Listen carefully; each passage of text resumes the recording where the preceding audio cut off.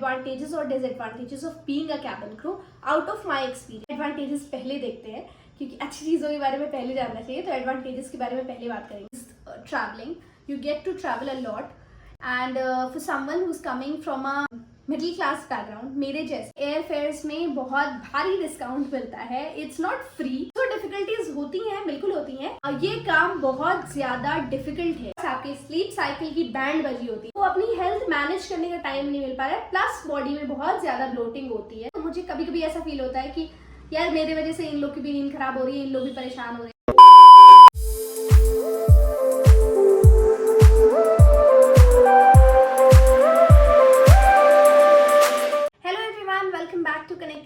Welcome back to a new video. सबसे पहले a very happy morning, happy afternoon, happy evening and happy night to you also. जिस भी time आप इस video को देख रहे हो, आई होप कि आपका वो टाइम हैप्पी हो। So I am back with another video जो कि आज बहुत ही इम्पॉर्टेंट टॉपिक पे होने वाली है। जो भी लोग कैबिन क्रू बनना चाहते हो, आई नो मोस्ट ऑफ मेरे सब्सक्राइबर्स जो है वो ऐसे ही हैं जो कैबिन क्रू बनना चाहते हैं और जो एस्पिरेंट्स है कैबिन क्रू जॉब के। आज मैं आपके लिए बहुत ही एक इम्पॉर्टेंट टॉपिक पे वीडियो लेकर आई हूँ जो कि है एडवांटेजेस और disadvantages of being a cabin crew out of my experience. अपने एक्सपीरियंस से मैं बताने वाली हूँ आपको जो भी अब तक के मुझे एडवांटेजेस और डिसएडवांटेजेस दोनों इस जॉब के लगे हैं।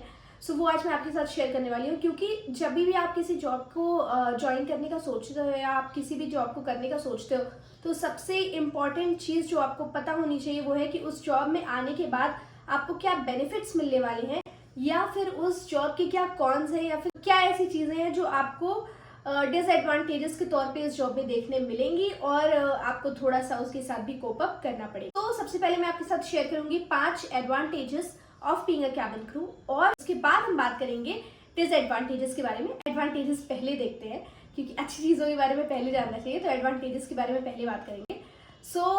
We'll talk about 5 points one by one. So without any further ado, let's get started. तो सबसे पहला एडवांटेज जो है और जो सबसे बड़ा एडवांटेज है इज द सैलरी। तो सैलरी सबसे ज़्यादा इंपॉर्टेंट होती है किसी भी जॉब में। हर किसी का ऐसा एक परसेप्शन होता है कि कैबिन क्रू की सैलरी अच्छी होती है, विच इज़ ट्रू। आपको एक अच्छी सैलरी मिलती है and specially for the ones जो अभी ग्रेजुएट भी नहीं, क्योंकि कैबिन क्रू की जॉब के लिए आपको 12th के बाद भी हायर करते हैं। So if you just completed your 12th और आप इस जॉब में आ जाते हो, तो इतनी अच्छी सैलरी जो कि आपको एक कैबिन क्रू की जॉब में मिलती है दूसरी कोई भी जॉब आपको नहीं देगी। आपको पता ही है कितना कंपटीशन है, कितनी सारी जॉब्स है, लेकिन उसमें कितना कंपटीशन है, बहुत सारे लोग कम्पीट कर रहे हैं जो कि ग्रेजुएट हैं। So yes, salary is a very good point. So ये एक बहुत बड़ा एडवांटेज है salary, so you get good pay. Second advantage जो कि मुझे इस जॉब का लगता है is travelling, you get to travel a lot and for someone who is coming from a middle class background, मेरे जैसे जो कि एक मिडिल क्लास फैमिली से आते हैं, मेरे जैसे लोग, तो हम यूजुअली इतना ज़्यादा ट्रैवल नहीं करते हैं। आप डोमेस्टिक देख लो या फिर आप इंटरनेशनल देख लो। मैं ये नहीं कहूँगी कि मैं बहुत ज़्यादा इंटरनेशनल डेस्टिनेशंस एक्सप्लोर कर चुकी हूँ, बट स्टिल जिन जगहों पे मैं गई हूँ वहाँ भी यूजुअली हम नहीं जा पाते इतनी जल्दी, इतने यंग एज में नहीं जा पाते हैं। So I am very proud of myself कि मैं इस जॉब में आने के बाद वो जगह विजिट कर चुकी हूँ जहाँ पे लोग थोड़ा सा स्टेबल होने के बाद जाने का सोचते हैं। So it's because of the job. तो ये एक बहुत बड़ा एडवांटेज मुझे इस जॉब का लगता है। एंड अगर हम इंटरनेशनल की बात ना भी करें, कि डोमेस्टिक की ही बात करें, तो इतनी सारी सिटीज़ में हम यूजुअली नहीं विजिट करते हैं। हमारी साल में एक वेकेशन होती थी, वो भी नानी के घर जाना, और ऐसा वाला सीन होता था कि लोकली ही हम जाते हैं। बहुत होता है तो किसी रिलेटिव के घर कोई दूसरे शहर में रह रहा है तो आप कभी जाके विजिट कर लो। उससे ज़्यादा इतना हमारे कोई प्लान्स नहीं होते थे कि हम हर दूसरे मंथ आपके वेकेशन हो। और इस जॉब में आने के बाद so I can proudly say that I have visited so many cities. मैंने इतनी सारी सिटीज़ देखी हैं और मुझे एक्सप्लोर करने देखने मिला है। So it's all because of the job. So ये एक बहुत बड़ा एडवांटेज है कि you get to travel a lot, and also उसके लिए आपको कुछ पे भी नहीं करना है क्योंकि ये आपकी जॉब है। सो जो काम आप कर रहे हो उसकी वजह से आप ट्रैवल कर रहे हो और आप उसी काम के बीच में एक्सप्लोर भी कर सकते हो। It's a very big advantage. Next advantage is hotels and food. So you get to stay in the best of the hotels. जो कि 4 स्टार्स 5 स्टार होटल ही आपको मिलते हैं हमेशा। तो इसमें आपको ये भी एक बहुत बड़ा बेनिफिट है। अगर आप खुद के एक्सपेंस पे, अगर आपको कभी कहीं पे आप जैसे ट्रैवल कर रहे हो, फॉर एग्जांपल मैं अपनी भी बात करूँ अगर, सो मैं अगर कहीं पे ट्रैवल कर रही हूँ तो मैं ज़्यादा से ज़्यादा जो अपने एक्सपेंस पे अगर कहीं ट्रैवल कर रही हूँ तो मैं ढूंढूंगी तो मैं 3 स्टार तक जाऊँगी। बहुत मैं अगर इंक्रीज करूँगी तो मैं 4 स्टार तक जाऊँगी, है ना।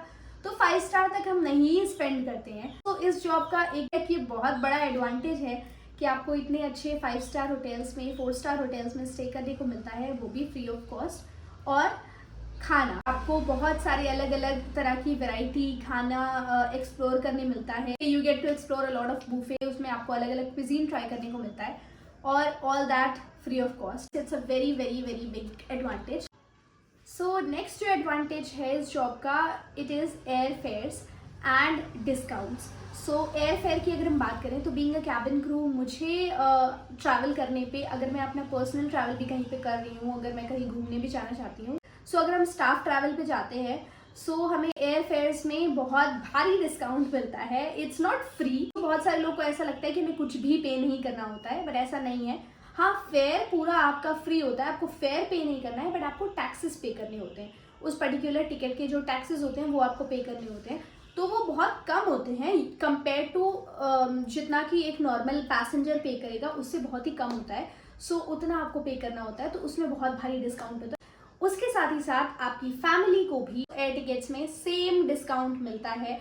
सो पूरा का पूरा फेयर उनको पे नहीं करना होता है, फैमिली को भी, और सिर्फ टैक्सेस पे करने होते हैं। इसके अलावा आपको बहुत सारे डिस्काउंट मिलते हैं जब आप एयरपोर्ट पे शॉप करते हो, तो उसमें आपको स्टाफ डिस्काउंट मिलता है 20-25%, 30% sometime. So fifth advantage is change in personality, मतलब कि एक पॉजिटिव चेंज जो कि आपके अंदर आता है by getting to see different cultures.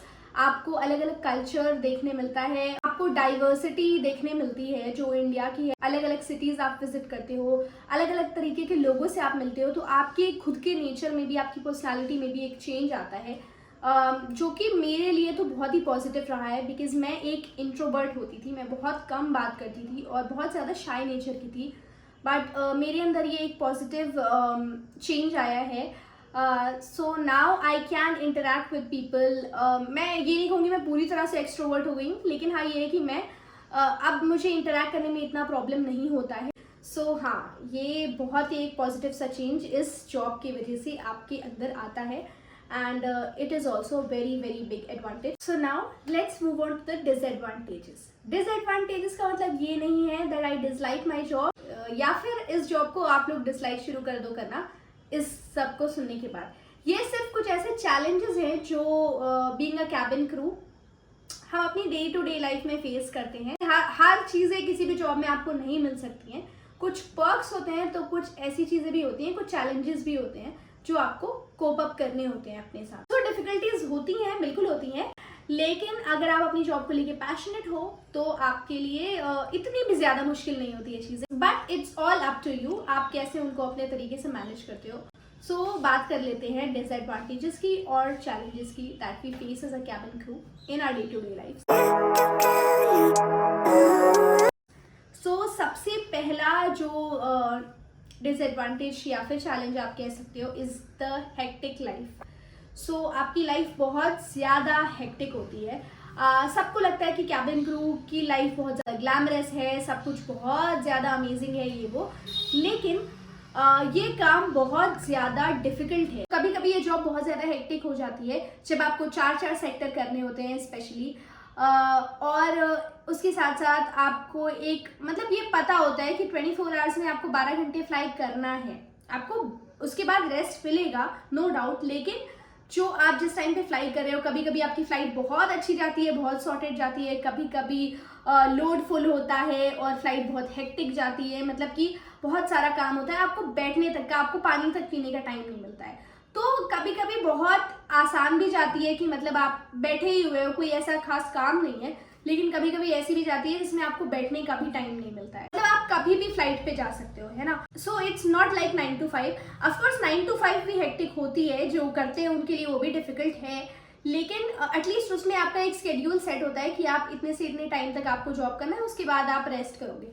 But इसमें वो चीज़ फिक्स नहीं है। सो यही सारी ऐसे चीज़ें हैं जिसकी वजह से ये जॉब बहुत ज़्यादा हेक्टिक हो जाती है। Second point is sleep cycle. So of course आपकी स्लीप साइकिल की बैंड बजी होती है इस जॉब में। तो बहुत ट्रू है ये बात कि हाँ, स्लीप साइकिल आपका कुछ भी नहीं होता है। किसी भी टाइम पे आप सो सकते हो, किसी भी टाइम पे आप उठ सकते हो। मतलब सोना होता है और उठना होता है। कई बार ऐसा होता है कि आप पूरी रात की फ्लाइट करके आ रहे हो और सुबह में जब बाकी सारे लोग जो है वो उठने का जब सारी फैमिली का टाइम होता है, तो उस टाइम पे आपका सोने का टाइम होता है, क्योंकि आप सारी रात जाग के आ रहे हो। वो तो सारी रात सो चुके हैं, तो वो सुबह में उठेंगे, लेकिन उस टाइम पे आपको सोना होगा। तो ये अजीब सा ही कुछ स्लीप साइकिल चलता रहता है कि जिस टाइम पे लोग जाग रहे हैं उस टाइम पे आप सो रहे हो, जिस टाइम पे आप सो रहे हो उस टाइम पे बाकी की दुनिया जाग रही है। तो ऐसा सा स्लीप साइकिल चलता रहता है। कि आप इंटरनेशनल भी जाते हो तो उसमें आपका टाइम जोन का डिफरेंस हो जाता है, तो उसमें भी आपका स्लीप साइकिल थोड़ा ऊपर नीचे चलता रहता है। आपको कुछ लोगों को नींद नहीं आती है, मतलब अपने इंडियन टाइम के हिसाब से ही कुछ लोगों को नींद आती है, तो वो चीज़ें भी थोड़ा सा ऊपर नीचे चलती रहती है। तो ये थोड़ा सा चैलेंजिंग रहता है। तो next point is body health compromise होती है, बहुत ज़्यादा कॉम्प्रोमाइज होती है because of the sleep cycle, because of the eating pattern और बिकॉज ऑफ ब्लोटिंग। क्योंकि आप प्रेशराइज कैबिन में काम करते हो, तो उसकी वजह से आपकी बॉडी में बहुत ज़्यादा ब्लोटिंग होती है और ना आप टाइम पे खा रहे हो, ना आप टाइम पे सो रहे हो, और प्लस आपकी बॉडी में ब्लोटिंग भी हो रही है प्रेशराइज कैबिन की वजह से। सो आपका वेट गेन तो हो रहा है, लेकिन कोई हेल्दी तरीके से नहीं हो रहा है। कुछ लोग का वेट गेन होता है, कुछ लोग का नहीं होता है, मतलब अलग अलग बॉडी टाइप अलग अलग तरीके से रिएक्ट करती है। बट यस, फिर बॉडी हेल्थ कैसे ही अच्छी रहेगी, ना आप टाइम पे खा पा रहे हो, ना आपको अच्छी खासी स्लीप मिल रही है प्रॉपर वाली। स्लीप एज एन आपको सोने मिलता है, लेकिन मोस्टली आप उस टाइम पे नहीं सो रहे होते हो जिस टाइम पे नॉर्मली आपको सोने की सबसे ज्यादा जरूरत होती है, रात की नींद।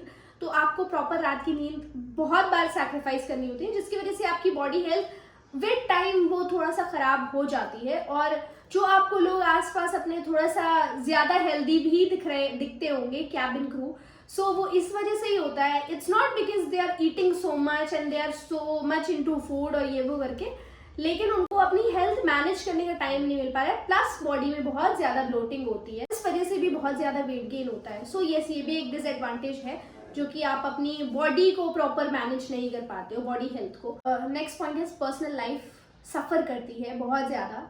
सो पर्सनल लाइफ भी आपकी थोड़ी सी हैम्पर होती है, जिसमें आपकी फैमिली लाइफ भी आती है।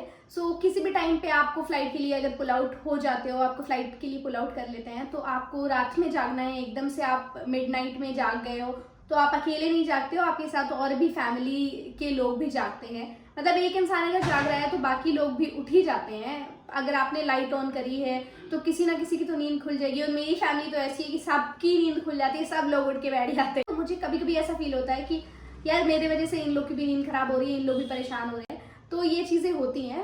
और कभी आप रात में देर में लैंड हो रहे हो, तो फिर आपके लिए फैमिली भी जाग रही होती है। कभी कभी कोशिश ये होती है कि सब साथ में खाना खा लें, तो उसके लिए लोग रुके हुए होते हैं कि तुम भी आ जाओ, जितनी भी लेट में आओ साथ में खाना खाएंगे, सोएंगे, क्योंकि फैमिली टाइम बहुत कम मिलता है।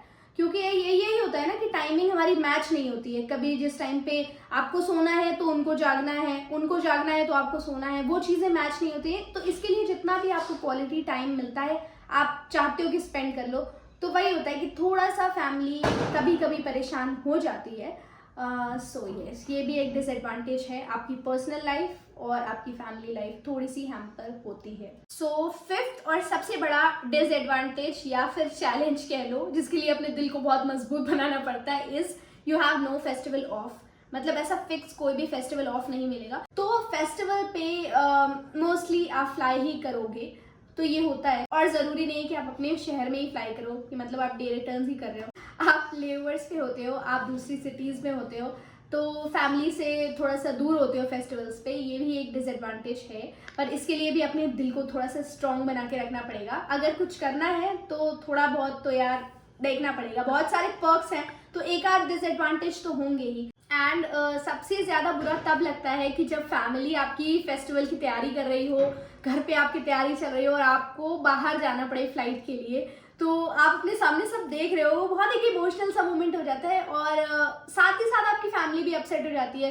फिर आप लेओवर पे हो, आप वीडियो कॉल पे फैमिली को सेलिब्रेट करते हुए देख रहे हो, और आप वहाँ पे नहीं हो, आप वो नहीं कर पा रहे हो सेलिब्रेट फैमिली के साथ। So it's very tough at times, it's very difficult at times, but yes, जब जॉब के लिए साइन किया था तो पता था कि ये होगा, तो फिर करा है तो थोड़ा तो देखना ही पड़ेगा यार। सो ये थे मेरे एक्सपीरियंस से, मेरे खुद के एक्सपीरियंस से, मतलब मैंने बहुत सारे लोगों से बहुत सारी चीज़ें आप सुनोगे, लेकिन मैंने किसी से सुन के चीज़ों को बताना सही नहीं समझा, मैंने अपने एक्सपीरियंस से आपके साथ ये चीज़ें शेयर करी हैं। तो ये थे कुछ advantages and disadvantages of being a cabin crew. So I hope कि आपको ये वीडियो अच्छी लगी हो, यूजफुल लगी हो, और अगर आप कैबिन क्रू बनना चाह रहे हो तो you can give it a thought इस वीडियो को देखने के बाद। So I will see you in the next video, till then stay well, stay safe and peace out.